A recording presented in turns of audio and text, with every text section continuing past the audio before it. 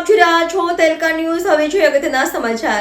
Vagra ATM card બદલીને fraud કરતા દહેજ પોલીસે કુલ 1.18 લાખનો મુદ્દામાલ કબજે કર્યો.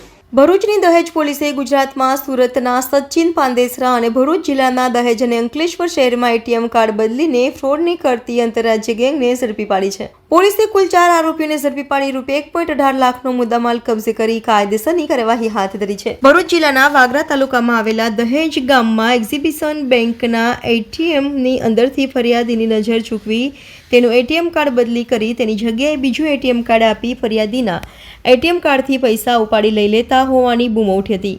આ બાબતે દહેજ પોલીસ મથકમાં ગુનો નોંધવામાં આવ્યો હતો.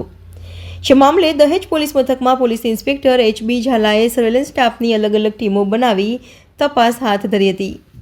આ ટીમોના પોલીસ કર્મીઓએ બનાવવાળી જગ્યાની આજુબાજુના તેમજ રોડ પરના અલગ અલગ જગ્યાના CCTV ફૂટેજ ચેક કરી તથા ટેકનિકલ અને હ્યુમન સોર્સિસના આધારે મળેલ માહિતીના આધારે સદર ગુનાના આરોપીઓને દહેજના સરસ્વતી નાળા પાસેથી શુભમ ઉર્ફે અંશુ અશોક તિવારી, નીતિનસિંહ નકુલસિંહ, નિલેશ ઉર્ફે રાજુ રાજેશભાઈ તિવારી અને આકાશસિંહ હરિદાસસિંહને પકડી પડ્યા હતા.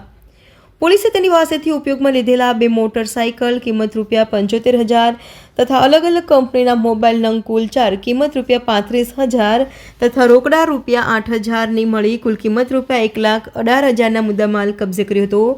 આરોપીઓએ ભરૂચ સહિત સુરત, સચિન પાંદેસરા અને ભરૂચ, દહેજ અને અંકલેશ્વરમાં ગુનાઓને અંજામ આપ્યો હતો.